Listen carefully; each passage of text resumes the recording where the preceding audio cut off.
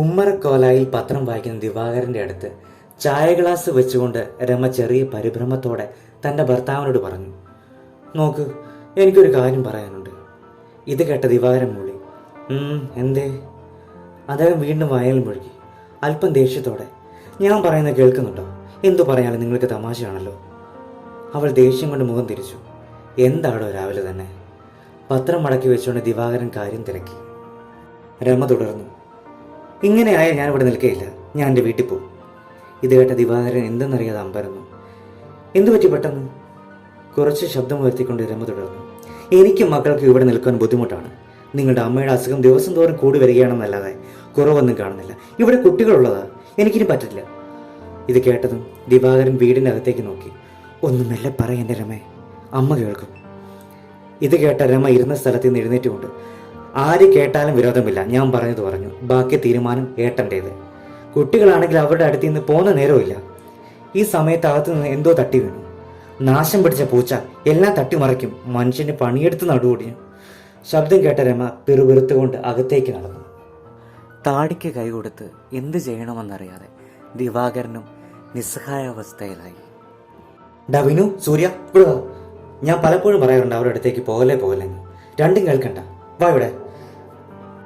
രമ ദേഷ്യത്തോടെ ദേവകിയുടെ മടിയിലിരുന്ന മക്കളെ പിടിച്ചു വലിച്ചു. എന്താ മോളെ ഇത്? എനിക്കൊന്നുമില്ലെന്നേ, ദേവകി അമ്മ ശക്തിയായി ചോദിച്ചു. ഇത് കണ്ട രമ തൻ്റെ മക്കളെ അവളിലേക്ക് അടുപ്പിച്ചു. മുഖത്ത് അറുപ്പ് പ്രകടിപ്പിച്ച് ദേവകിയമ്മയോട് പറഞ്ഞു, ഒന്നുമില്ല പോലും. ഈശ്വരാ, ഞാനും എൻ്റെ മക്കളും എന്തൊക്കെ ഇവിടെ അനുഭവിക്കുമോ എന്തോ, എല്ലാം തലവിധി. കുട്ടികളെ വിളിച്ചവൾ പുറത്തേക്ക് നടന്നു. നെഞ്ചു തടവിക്കൊണ്ട് ദേവകിയമ്മ അവരെ നോക്കി. അവരുടെ കണ്ണുകൾ കണ്ണീരാൽ നിറഞ്ഞൊഴുകിയിരുന്നു. റൂമിൽ വെച്ച കുടുംബ ഫോട്ടോയിലേക്ക് ദേവകിയമ്മ നോക്കിക്കൊണ്ട് വിതുമ്പി. ദേവകിയമ്മയുടെ ഭർത്താവ് അവർക്ക് 50 വയസ്സുള്ളപ്പോഴാണ് മരിക്കുന്നത്. അദ്ദേഹം ഉള്ളവരെ ദേവകിയമ്മയെ ഒരു മുഷിഞ്ഞ വാക്കുകൊണ്ട് പോലും നോവിച്ചിട്ടില്ല. കഷ്ടപ്പാട് എന്തെന്നറിഞ്ഞിരുന്നുമില്ല.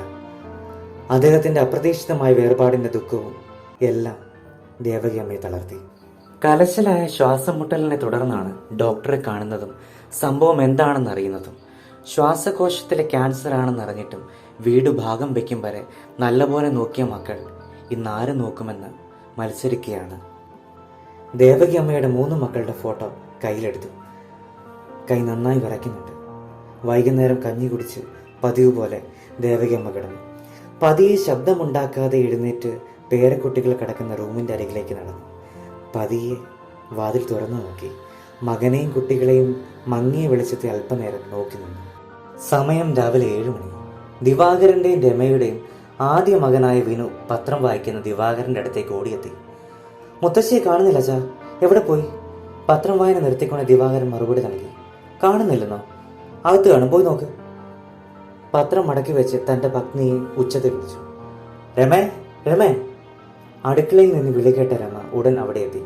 എന്താ ഏട്ടാ, ചായ ഇപ്പോൾ എടുക്കാം. രമയുടെ വാക്കുകൾ മുറിച്ചുകൊണ്ട് ദിവാകരൻ തുടർന്നു. നീ ഇന്നലെ കഥക് പൂട്ടിയില്ലായിരുന്നു?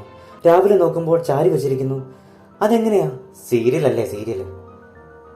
ദിവാകരൻ വീടിനുള്ളിലേക്ക് നടന്നു. ഇത് കേട്ട രമ അദ്ദേഹത്തിന് പിന്നാലെ അനുഗമിച്ചു. ഞാൻ ഇന്നലെ കഥ കടച്ചതാണല്ലോ, ആര് തുറന്നു അത്? ഈശ്വര, ഇനി വല്ല കള്ളന്മാരെങ്ങാനും, അവൾ ആവലാതി പ്രകടിപ്പിച്ചു. ഇത് കേട്ട ദിവാകരൻ തിരിഞ്ഞു നോക്കി. ഒന്നും പറഞ്ഞിട്ട് കാര്യമില്ല എന്ന ഭാവത്തിൽ പറഞ്ഞു. കള്ളൻ കൊണ്ടുപോയെങ്കിൽ നന്നായിപ്പോയി. അല്ല, അമ്മ എവിടെ? വിനു രാവിലെ റൂമിൽ കണ്ടില്ലെന്ന് പറഞ്ഞു. ഓ, അവിടെ എങ്ങാനും കാണും.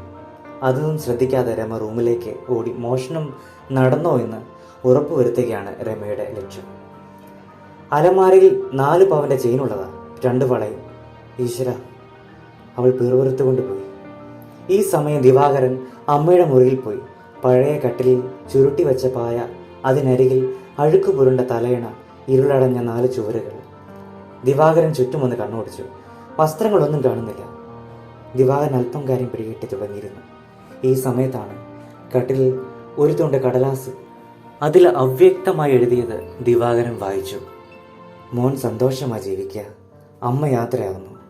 എന്നെ തിരയേണ്ടതില്ല, എന്നും കൂടെയുണ്ട്. മക്കൾക്ക് ശല്യമാകില്ലേ അമ്മ? പോകുന്നു. മക്കളെ ശ്രദ്ധിക്കണം, റെയിൽവേ ട്രാക്ക് ഉള്ളതാണ്. ചെറിയ മോൻ വന്നാൽ പറയണം. അമ്മയുടെ വാക്കുകൾ ദിവാകരനെ അസ്വസ്ഥനാക്കി.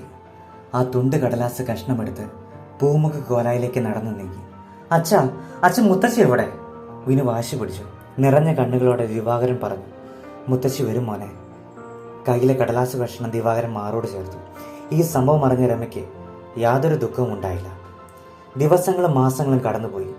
അമ്മയെക്കുറിച്ച് ആരും പിന്നെ അവിടെ പറഞ്ഞതില്ല. അങ്ങനെ ഒരു ദിവസം വിനുവിനെ സ്കൂളിൽ പറഞ്ഞയച്ച ശേഷം രമ തൻ്റെ അയൽക്കാരിയായ വിജിയോട് പൊങ്ങച്ചം വിളമ്പുന്ന സമയം. കാര്യമായ ചർച്ചയ്ക്കിടയിൽ പരിസരം മറന്ന് അവൾ ചർച്ചയിൽ മുഴുകി.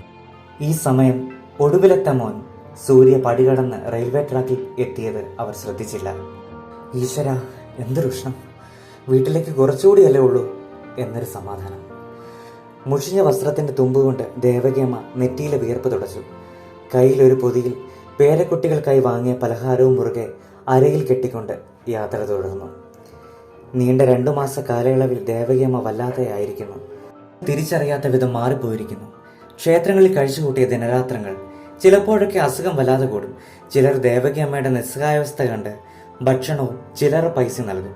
പക്ഷെ മക്കളുടെ നന്മയ്ക്കായി അവർ നിറകണ്ണുകളോട് പ്രാർത്ഥിക്കും. ഈ അമ്മ ജീവിച്ചിരിപ്പുണ്ടോ എന്ന് തിരക്കുവാൻ പോലും ആരുമില്ലാതെ. കഴിഞ്ഞ മാസം വരണമെന്ന് കരുതിയതാ, കഴിഞ്ഞില്ല. പിന്നെ പേരക്കുട്ടികളെ കാണാതിരിക്കാൻ വയ്യ. എന്താ ചെയ്യുക ഈ പാവിയായി വൃദ്ധ? ഈശ്വരൻ അങ്ങ് വിളിച്ചിരുന്നെങ്കിൽ. നെഞ്ചു തടവിക്കൊണ്ട് യാത്രയ്ക്കിടെ പിറുപിറുത്തു. സമയം രാവിലെ 10:20. അടുത്തൊന്നും സ്റ്റോപ്പില്ലാത്തതിനാൽ അധികം വണ്ടികളും ചീറിപ്പാഞ്ഞു പോകുന്ന ഭാഗമായതിനാൽ അപകടങ്ങൾ പതിവാണ്. സൂര്യ റെയിൽവേ ട്രാക്കിലിരുന്ന് കല്ലുകൾ പെറുക്കി കാര്യമായ കളിയിലാണ്. ദൂരെ നിന്നും അടുത്തു വരുന്ന തീവണ്ടി ശബ്ദം ആ പ്രദേശത്തിൽ മുഴങ്ങിക്കൊണ്ടിരുന്നു. ഏതാ കുട്ടി? ദേവകിയമ്മ പ്രായത്തെ വകവയ്ക്കാതെ ആ ബാലനെ ലക്ഷ്യമാക്കി ഓടിയെടുത്തു. അയ്യോ സൂര്യമോനെ! ചെരുപ്പിടാത്ത കാൽപാദങ്ങൾ മെറ്റൽ കല്ലുകളെ താണ്ടിക്കൊണ്ട് ലക്ഷ്യസ്ഥാനത്തേക്ക് അടുത്തു. സംസാരത്തിനിടയിലാണ് രമയുടെ ശ്രദ്ധ മോനിലേക്ക് തിരിയുന്നത്. മോനെ സൂര്യ! രമ ഉറക്കെ നിലവിളിച്ചു. എങ്കിലും കാര്യമൊന്നും ഉണ്ടായില്ല. പാഞ്ഞെടുക്കുന്ന തീവണ്ടിയും മോനെയും അവൾ ഓടിയെടുക്കുമ്പോൾ മാറി മാറി നോക്കി. ഇതേ സമയം ഒരു മുഷിഞ്ഞ വസ്ത്രം ധരിച്ച സ്ത്രീ മറുവശത്ത് നിന്ന് ഓടിയെടുക്കുന്നുണ്ടായിരുന്നു. പക്ഷേ രമയുടെ കണ്ണിൽ അതൊന്നും കാണുന്നില്ലായിരുന്നു. തൻ്റെ മകൻ്റെ നേരെ രമ ഓടി. തീവണ്ടി അടുത്തെത്തി. പിന്നെ എല്ലാം പെട്ടെന്നായിരുന്നു. മോനെ! രമ ഉറക്കെ നിലവിളിച്ചു. ഭീമമായ ശബ്ദത്തോടെ തീവണ്ടി കടന്നുപോയി. അല്പനേരം എല്ലാം നിശബ്ദമായി. ട്രാക്കിന് താഴെ നിന്ന് കുട്ടിയുടെ കരച്ചിൽ കേൾക്കുന്നുണ്ട്. മോനെ! മോനെ! തൻ്റെ മോനെ വാരിയെടുത്ത്. കയ്യിൽ ചെറിയ പോറലല്ലാതെ കുഴപ്പമൊന്നും പറ്റിയിട്ടില്ല. പക്ഷെ ദേഹത്തും ട്രാക്കിലുമായി രക്തവും ചിതറിക്കിടക്കുന്ന പലഹാരവും ശരീരഭാവങ്ങളും രമയെ വല്ലാതെ ഭയപ്പെടുത്തി. അറ്റുപോയ കൈ സൂര്യമോൻ്റെ അടുത്ത് കിടന്ന് പിടയ്ക്കുന്നുണ്ട്. മോനൊന്നും പറ്റിയില്ലല്ലോ എന്ന് ചോദിക്കും പോലെ രമ മോനെ മാറോടണച്ചു. അയൽവാസി രമയെ സമാധാനിപ്പിച്ചു. തൻ്റെ ആലയത്തിൽ നിന്ന് അയനം ചെയ്ത മാതാവ് തന്നെയാണ് പേരക്കുട്ടിയെ സുരക്ഷിതമാക്കി ഏൽപ്പിച്ചുകൊണ്ട് മരണത്തിലേക്ക് അയനം ചെയ്യപ്പെട്ടത് എന്നറിയാതെ അവർ ആ നിമിഷം അവരുടെ ആത്മാവിന് വേണ്ടി പ്രാർത്ഥിച്ചു. ജീവിതായനം അവസാനിക്കും വരെ തൻ്റെ മക്കളെയും കുടുംബത്തിനെയും സ്നേഹിച്ച അമ്മ തന്നെയായിരുന്നു. അന്ന് പിറ്റേന്ന് അവർ തിരിച്ചറിഞ്ഞു. അയ്യോ, ഈ പാപിയായ മരുമകളോട് ക്ഷമിക്കൂ അമ്മേ. ഒരിക്കലും ഞാൻ മാപ്പർഹിക്കുന്നില്ല. ഉള്ള കാലം അത്രയും ഞാൻ ദ്രോഹിച്ചിട്ടേ ഉള്ളൂ അമ്മേ. ദേവകി അമ്മയുടെ ശരീരഭാഗങ്ങൾ തുന്നിച്ചേർത്ത രൂപത്തിന് മുന്നിലിരുന്ന് അവൾ അലമുറയിട്ട് കരഞ്ഞു. ഇനി ഒരിക്കലെങ്കിലും തിരിച്ചു കിട്ടാത്ത ആ പുണ്യത്തിന് മുൻപിൽ.